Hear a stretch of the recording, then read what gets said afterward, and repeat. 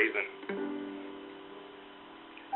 Once upon a midnight dreary, while I pondered, weak and weary, over many a quaint and curious volume of forgotten lore, while I nodded, nearly napping, suddenly there came a tapping, as of someone gently rapping at my chamber door. "'Tis some visitor," I muttered, rapping at my chamber door, "only this, and nothing more." Distinctly I remember, it was in bleak December, and each separate dying ember wrought its ghost upon the floor. Eagerly I wished the morrow, vainly I had sought to borrow from my books surcease of sorrow, sorrow for my lost Lenore. For the rare and radiant maiden, whom the angels name Lenore, nameless here forevermore. And the silken, sad, uncertain rustling of each purple curtain thrilled me, filled me with fantastic terrors never felt before. So what now, to still the beating of my heart, I stood repeating, "'Tis some visitor entreating entrance at my chamber door, some late visitor entreating entrance at my chamber door. This is it, and nothing more." Presently my soul grew stronger, hesitating then no longer. "Sir," I said, "or madam, truly your forgiveness I implore. But the fact is I was napping, and so gently you came rapping, and so faintly you came tapping at my chamber door. That I scarce was sure I heard you. Here I opened wide the door. Darkness there, and nothing more.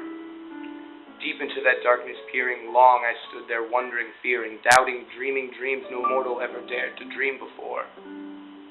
But the silence was unbroken, and the darkness gave no token, and the only word there spoken was the whispered word, "Lenore."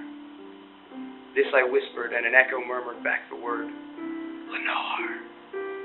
Merely this, and nothing more. Back into the chamber turning, all my soul within me burning, soon again I heard a tapping, somewhat louder than before. "Surely," said I, "surely that is something at my window lattice. Let me see then what there that is, and this mystery explore. Let my heart be still a moment, and this mystery explore. 'Tis the wind, and nothing more." Open here I flung the shutter, when with many a flirt and flutter, in there stepped a stately raven of the saintly days of yore. Not the least obscene made he, not a minute stopped or stayed he, but with mien of lord or lady perched above my chamber door, perched upon a bust of Pallas just above my chamber door, perched and sat, and nothing more. Then this ebony bird beguiling my sad fancy into smiling, by the grave and stern decorum of the countenance it wore. "Thou thy crest be shorn and shaven, thou," I said, "art sure no craven, ghastly glim and ancient raven, wandering from the nightly shore. Tell me what thy lordly name is on the night Plutonian shore." Quoth the raven, "Nevermore." Much I marveled this ungainly fowl to hear discourse so plainly, though its answer little meaning, little relevancy bore. For we cannot help agreeing that no living human being ever yet was blessed with seeing bird above his chamber door, bird or beast upon the sculpted bust above his chamber door, with such a name as Nevermore. But the raven, sitting lonely on the placid bust, spoke only that one word, as if his soul in that one word he did outpour. Nothing farther than he uttered, not a feather than he fluttered, till I scarcely more than muttered, "Other friends have flown before. On the morrow he will leave me, as my hopes have flown before." But the bird said, "Nevermore."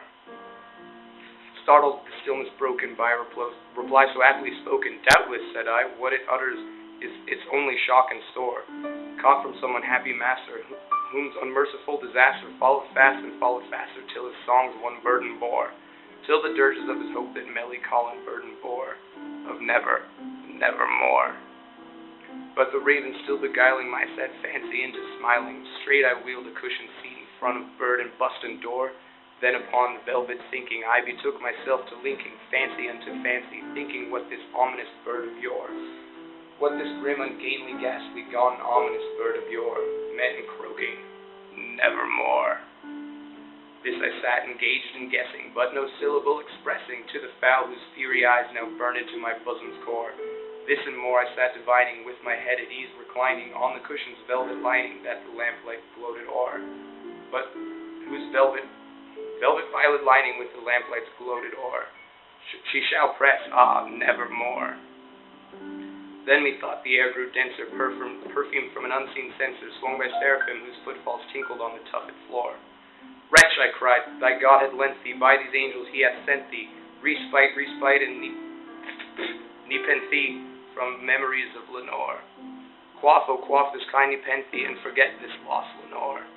Quoth the raven, nevermore.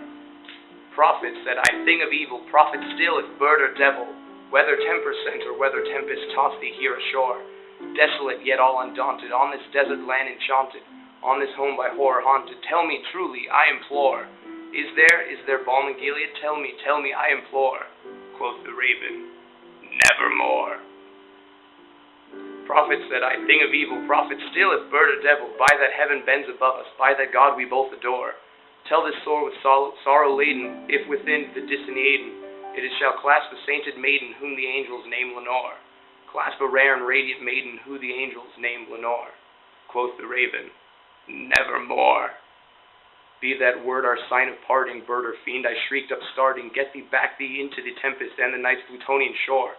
Leave no black plume as a token of the lie that soul hath spoken. Leave my loneliness unbroken. Quit that bust above my door. Take thy beak from out my heart, and take thy form from off my door. Quoth the raven, nevermore.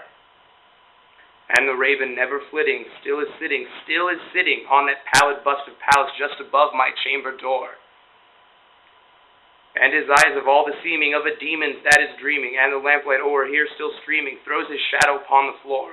And from my soul, from that shadow that lies floating on the floor, shall be lifted nevermore. Happy birthday, Edgar Allan Poe. That was for you. And I'm sorry that crazy mysterious guy didn't show up today.